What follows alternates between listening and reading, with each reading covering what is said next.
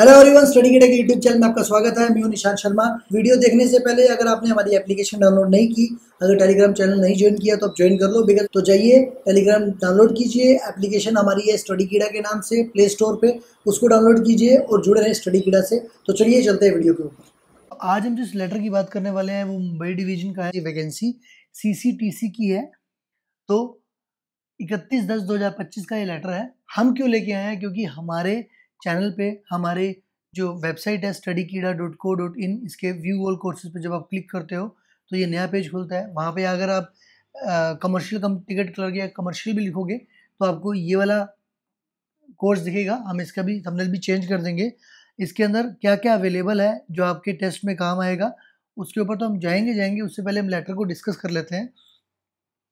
इसके अंदर उन्होंने जो 33.3% के अगेंस्ट जो डिपार्टमेंटल कोटा फिल होता है कमर्शियल डिपार्टमेंट में, उसके लिए सीट्स निकाली हैं और ये सीट्स 234 हैं। ये मतलब ये मान लो वहाँ के जितने भी पॉइंट्समैन हैं, जितने भी सफाई वाला है, उन सब के लिए गोल्डन अपॉर्चुनिटी बोल सकते हो आप। इतनी नंबर ऑफ सीट्स आती ही नहीं है। नॉर्मली आती हैं 40, 45, 30, 38। ये भी बहुत ज़्यादा बोल रहा हूँ मैं, ठीक है। अब देखो, इन्होंने बोला कि डेट ऑफ नोटिफिकेशन तो 31/10 की हो गई। लास्ट भरने की डेट जो है वो 21/11/2025 की है। और DRMP जो है, मतलब आप किसी के अंडर में तो काम कर रहे हो कि मान लो अगर आप पॉइंट्समैन हो तो आप अपने स्टेशन मास्टर को 21/11 तक आपको लास्ट देना ही पड़ेगा। और DRMP तक वो 28/11 बोले तो पर्सनल डिपार्टमेंट तक वो 28/11 तक पहुंच जानी चाहिए। मतलब ये मान लो आपके पास आज 26 दिन ही बचे हैं। फिर एलिजिबिलिटी लिस्ट जो होती है वो निकलती है डिपार्टमेंट की तरफ से, वो 29/12 को आ जाएगी। और बाकी बची हुई जो डेट्स है, कब कहाँ कहाँ एग्ज़ाम होगा, वो आगे बताया जाएगा। कौन कौन एलिजिबल है? जिनकी 2 साल की रेगुलर सर्विस है, याद रखना, वो चाहे किसी भी बेतरीके से लगे हों, उसमें लिखा हुआ है। लेकिन ये नोटिफिकेशन आना, मतलब ये नोटिफिकेशन कब आया है? 31/10 को। 31/10 तक उनकी 2 साल की सर्विस पूरी हो जानी चाहिए। तो आई थिंक जो भी नई रिक्रूटमेंट हुई थी पॉइंट्समैन की 2019 वाले और उसके बाद वाले, उन सब की 2 साल की जो डेट है वो पूरी हो गई है। तो उन सब लोगों के लिए, जितने भी नए लोग ज्वाइन किए थे, उन सब लोगों के लिए बहुत अच्छी अपॉर्चुनिटी है, ठीक है। फिर उन्होंने बोला कि इसके अंदर आपका जो मेडिकल स्टैंडर्ड है वो B2 रहेगा। तो ये आप ध्यान रखना, आपकी जो आईसाइट है वो B2 होनी चाहिए। तो अगर आप किनारे पे ही हो तो मैं कहूँगा कि जब तक एग्ज़ाम नहीं हो जाता तब तक आप फ़ोन, टीवी, इन सब चीज़ से दूर रह के और आई टेस्ट करवा के पढ़ाई भी कर रहे हो तो उसके लिए अब एंटी ग्लेयर तो वैसे स्क्रीन पे रहता है, लेकिन उस हिसाब से आप एक अगर कोई सपोर्टिंग चश्मा यूज़ कर सकते हो तो कर लो। ऐसा ना हो कि आपकी आईसाइट जो है वो बिल्कुल किनारे पे ही हो और मतलब उसके चक्कर में आपको रुकना पड़ जाए। बिकॉज जो बहुत अच्छी इतने नंबर ऑफ वैकेंसीज LDC में नहीं आती हैं, ठीक है। फिर लास्ट में उन्होंने क्या बोला है, क्या क्या आपको कैसे कैसे करना है, तो वो डेट मैंने आपको ऑलरेडी बता दी है। अब इसके अंदर देखो, डेट ऑफ एग्जामिनेशन जो है वो आपको आगे बताई जाएगी। आप लेटर को पूरा एक बार पढ़ लेना। मेन मैं आपको दे देता हूँ। ये सिलेबस दिया हुआ है इन्होंने, हमने इस सिलेबस के हिसाब से ही पूरा कोर्स बनाया है।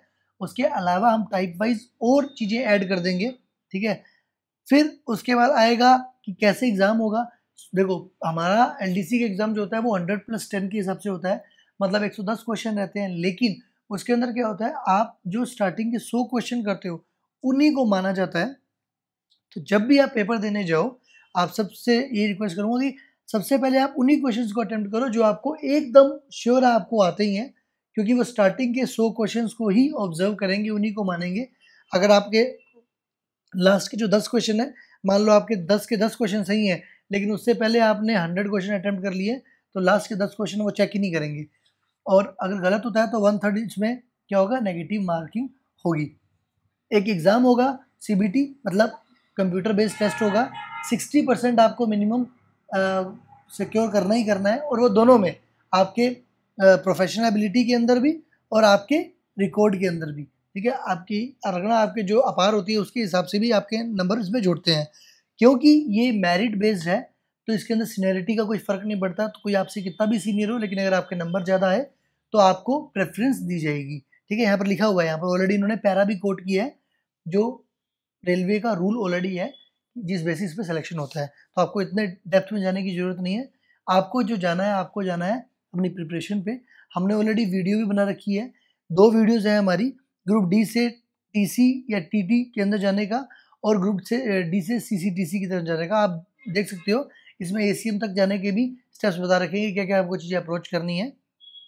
हमारा जो स्टडी कीड़ा की एप्लीकेशन है, मैं आप सबको बोलूँगा और कुछ नहीं, ये लगभग 9,500 जैसे हो चुके हैं, 10,000 होने पे इसका फिगर चेंज होगा। स्टडी कीड़ा की एप्लीकेशन है, मोबाइल पे रहेगी, बहुत हैंडी हो जाता है। सब नोटिफिकेशन, मैसेज, चैट, कोई भी डाउट हो तो वो आप वहाँ पूछ सकते हो, सब आपको मिलेगा। जो भी हम नई टेस्ट सीरीज डालते हैं, प्रीवियस ईयर्स के पेपर हमने हमारे इसके अंदर 13 डाल रखे हैं। तो जैसे आपने अगर जब गवर्नमेंट जॉब में भी लगे होंगे तो आपको सबने क्या बोला होगा कि किसी भी जॉब की, किसी भी एग्ज़ाम की जब आप तैयारी कर रहे हो, तो सबसे पहले ये चीज़ समझनी बड़ी ज़रूरी होती है कि उसका पैटर्न क्या है, एग्ज़ाम में पूछते क्या हैं, अप्रोच क्या रहती है क्वेश्चंस की, और उसको समझने का सबसे अच्छा तरीका होता है प्रीवियस ईयर्स पेपर। तो वो आपको सब यहाँ मिल जाएँगे, ठीक है। ये इंडियन रेलवे एस्टेब्लिशमेंट में हमने एक फ्री टेस्ट भी दे रखा है, तो आप जाके, कमर्शियल में भी हमने एक फ्री टेस्ट दे रखा है, तो आप जाके उस टेस्ट को दे के इसका स्टैंडर्ड, इसका तरीका, इसका पैटर्न, इंटरफेस सब चेक कर सकते हो। अगर आपको अच्छा लगे तो आप ये जो प्लेटफ़ॉर्म फ़ी है, इस प्लेटफ़ॉर्म हमें कुछ मिलता नहीं है इसमें, ये जो प्लेटफ़ॉर्म फ़ी है वो आप दे सकते हो।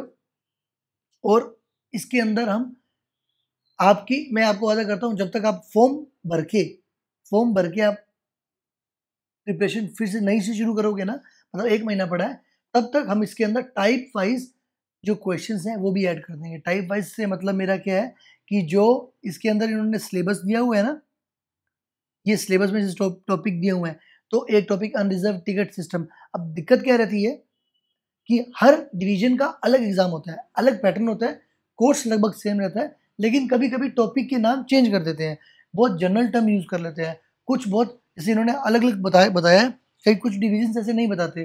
तो हमको क्या करना पड़ता है कि हमको पूरे कोर्स का डेटा डालना पड़ता है।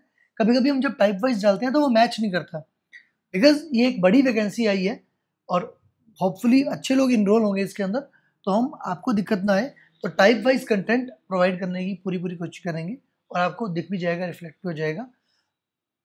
बाकी टाइप वाइज़ के साथ-साथ अभी जितना कंटेंट डला हुआ है वो भी मोर देन सफिशिएंट है। आपको कम से कम 2 महीने, 3 महीने चलेगा, 2 महीने चलेगा वो पूरे एग्ज़ाम्स और टेस्ट सीरीज़ देने में, ठीक है? तो जुड़े रहें, हमारे क्या-क्या प्लेटफ़ॉर्म है मैंने आपको बताया, एक हमारी वेबसाइट है, एक हमारा यूट्यूब पे हमारा चैनल है, स्टडी कीड़ा, ठीक है? और एक हमारी मोबाइल एप्लीकेशन है, वो भी स्टडी कीड़ा से है। तो नाम याद करना मुश्किल नहीं है, तो जाएँ, सब्सक्राइब करें, अपने दोस्तों को भी बताएँ, बिकॉज़ उनको पता लग ही जाएगा कभी ना कभी, बिकॉज़ हम प्रमोट करेंगे तो।